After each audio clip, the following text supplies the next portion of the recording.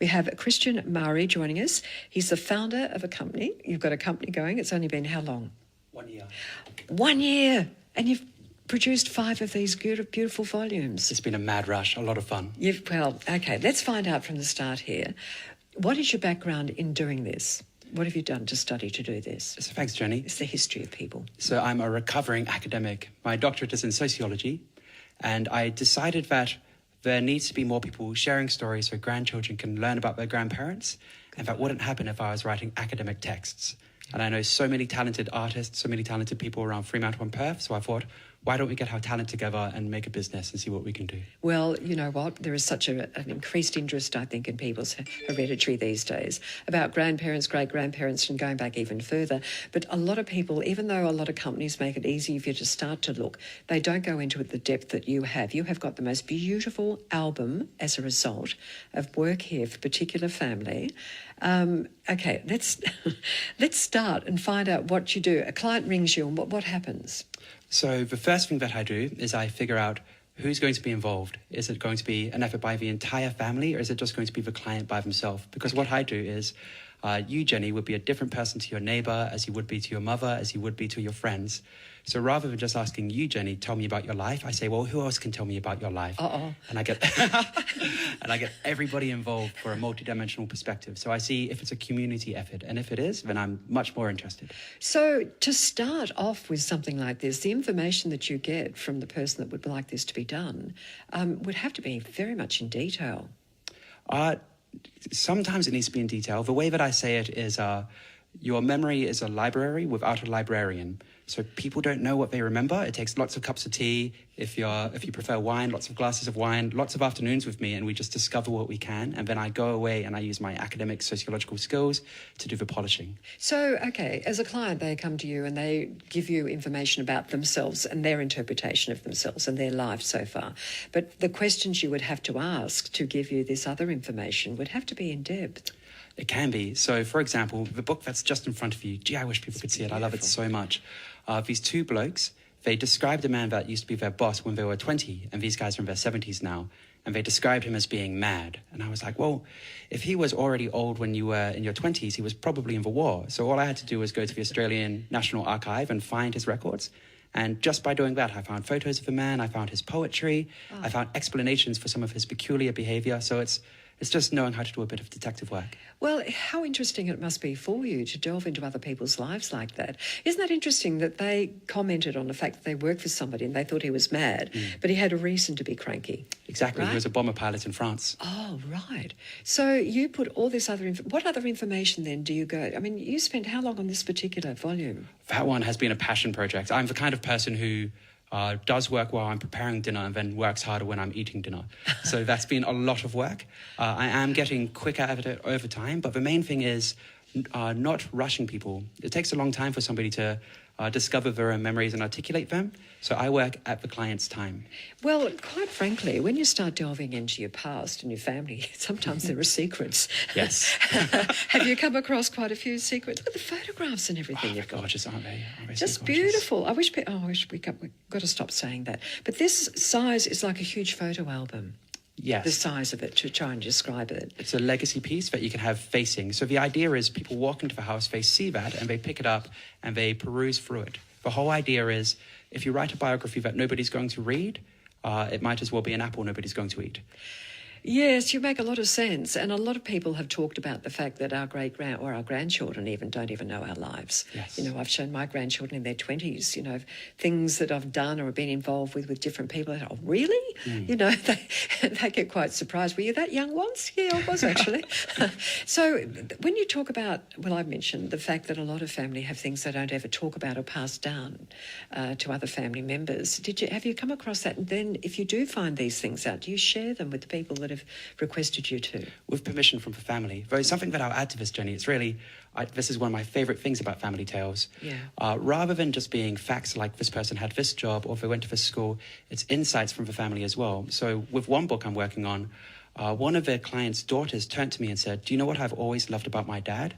I love that he's never drunk. He never drinks. When we were young and we would go to family gatherings, I always felt like the safest little girl in the world because I knew that he was responsible. And I said to her, have you ever said that to your dad? And she said, no, of course not. But imagine being the dad, reading that, coming from your grown daughter, that you made her feel like the safest little girl in the world. That's all children want. Exactly. So it's small things like that, small pieces of gold and diamonds that are in there as well with facts. Okay, now, if you were to present something like this for every client, it's obviously a very expensive outlay, I would think, because of the work that you put into it. How many months did you say you put into this? So that one's been going since January. So that's pretty quick. Yeah, well, part of being a recovering academic is you learn to work late into the night and early from the morning. What's this bikies and bank robbers? Is that a secret that you've shared with the family? So those two guys are absolute larrikings. A lot of their stories, it sounds like something from a John Wayne movie. The two that requested this, they were friends, right? So it was those two blokes married one another's sisters, and it's the sisters who requested it. I haven't had a client yet directly ask me to write them a book. It's always their loved ones. Well, because they don't know enough about them. That's the whole thing, isn't it? You don't. There are things about even your partner you've had around for years that you probably don't know 100% about what they've done in their past. Exactly, and people are modest. It's like you would think somebody was vain if they threw themselves a surprise birthday party, but it's always nice to have one thrown for you. Yeah, it's very true. Actually, what we'll do is we'll just clear this break and we'll come back to you, Christian. It's so interesting. Curtin Radio. This is very interesting that what we're talking about today. We were talking about the contrast of the look of genealogy, that people are looking into, whether their forebears went way back to Europe or the UK or whatever. But this is a little bit different, isn't it? That's exactly right, Jenny. So rather than this being just genealogy or just history, rather this is the favourite memories from a person's life that help to convey them. So, for example, suppose your mother has the memory of her first dance. That doesn't just say anything about her. That says things about the relationships between guys and girls at that age, at that time. So it's conveying. Good point. Yeah, we've all got memories of, certain points of our lives growing up, haven't we? And if our parents could write that down or do what you've done for them, we can then imagine them as younger people. Yes, well said. Yeah, that's very true. I love this. We won't mention exactly who they are because have they seen this result? I'm presenting that to them in a couple of weeks. I've also learned how to leather bind books. So the next step after this, I'm going to be going to see my friend Matilda. She's been teaching me how, and it's going to be in blue lamb leather. Well, you're amazing. This is an interpretation when Alan met Ian, right? They don't know who it is, okay? What does he say? What is that? It had been dark for a while when I pulled up at the shearing shed. The first thing I noticed before stepping inside was a black Ford Falcon that had a foxtail hanging from the aerial. And I thought to myself, now who would do a thing like that? And he walked into the shearing shed and he confronted the men, and the tallest man stood up and said, that's me. And we became friends and married each other's sisters. This is triggering a lot of things that have said, throughout your life. Like I'm thinking now of things that stayed with you. And you never wrote it down, but by gee, I tell you what, it does come back, especially at night when you start to dream. It does. So what are other people you haven't got young children obviously commissioning something like this. It's their parents that are doing it, correct? What age group? Yeah, so my clients, and by clients what I mean is people commissioning it, tend to be between the ages of 40 and 60 years old. Right. Usually because it's around that age that you start to become really interested in your parents. Usually because you're parents or grandparents yourself. So they'll commission it for their parents. I think you're absolutely right with that age group that you do have that extra interest because you're busy throughout your life up until then. And you're still busy, don't get me wrong, but you do have this interest in, I can't imagine my mum having fun and going out on a Saturday night or, meeting up with a first boyfriend, and my mother wouldn't do that, that sort of thing. So it really brings everything down to a certain level, doesn't it? The same level as yourself. Exactly. It's the older you get, the more you realise that the people that you took for granted are indeed people and have had rich lives, and it's wonderful to explore. So how many others are you working on at the moment? So at the moment, I'm working on 3 others. I've done 5 books this year, 2 to conclusion. One of them was a surprise present, presenting it to the man. He didn't know if his family had done this. It sounds strange to say, but it was one of the best nights of my life. Just seeing the look on his face was astounding. Well, it also it sort of takes into consideration that your family cares so much about you, that they've bothered to actually even do that. So what's next? What sort of areas are you working on at the moment? Where do you start? Where do you start to look for it? You have conversations, I get that, with the person that has commissioned it. about his thinking, and then you get from him a contacts to go out and check on other things, correct? Exactly. So when one of these guys went to a shearing shed, how did you... Did you get out to the shearing shed, or did you just track the guy that they talked about? So I got a book on sheep shearing and what it was like at the time. I looked at lots of different photos and whatnot, but the main thing that I try to do is convey the story as they convey it. So they will exaggerate in particular ways which shearers around the country share. So that's what I'm conveying. So their shears are bigger than the other bloke's shears, right? Exactly. It's all extremely competitive. Oh, that is interesting. What about women? Do they have the same interest? These are two blokes that have requested this. What about women? It's so funny that you say that. The women are the best at quality control. So for that book, every single time that a slight point was off, one of the sisters or wives would step in and correct it.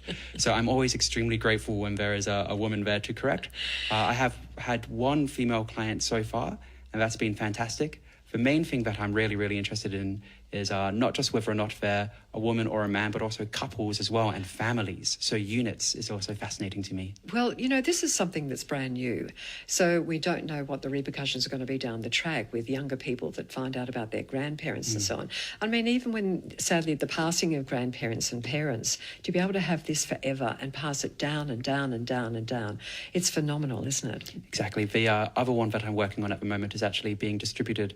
Unfortunately, the client passed away not last Monday, the Monday before, and it's finished in time to distribute at his wake, which is, I'm just so grateful that that's a possibility. And I think that the family are extremely grateful. This leaves out technology. Yes. And everything else is around technology. This is raw, isn't it? It's read a book and have a look at our lives, and I'm sharing it with you. Exactly. The one piece of technology that comes in is I keep the audio recordings of the client's laughter and whatnot for things you can't write down. You can't write down what grandmum's laugh sounds like, so you get a recording of that. Look, this is fantastic. Congratulations to come up with this concept. I mean, it obviously shows that you have a great interest in people's lives and the way they are, the way they've turned out, and they must love you for it to be able to produce something like that. I share your enthusiasm. No, it's great, fantastic. Well, give it another few years, you would have had 30 books under you. It's not even a book, it's a huge album. Photographic, great, it's just beautiful. All the photographs, where the heck did you get all those from? There's been a lot of donations of photographs, which are great. I also go to National Archives to get photos of people that I can't necessarily find. A shout out to Kate Jones, who's the artist behind that. She's extremely talented. Yeah. Her work can be found at Tweedsmere. At Tweedsmere. She's extremely talented. She does watercolour, kind of in the style of Beatrix Potter.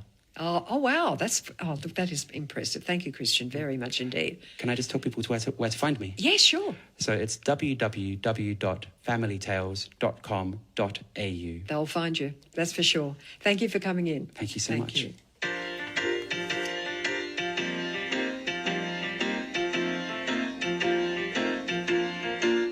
I want to tell you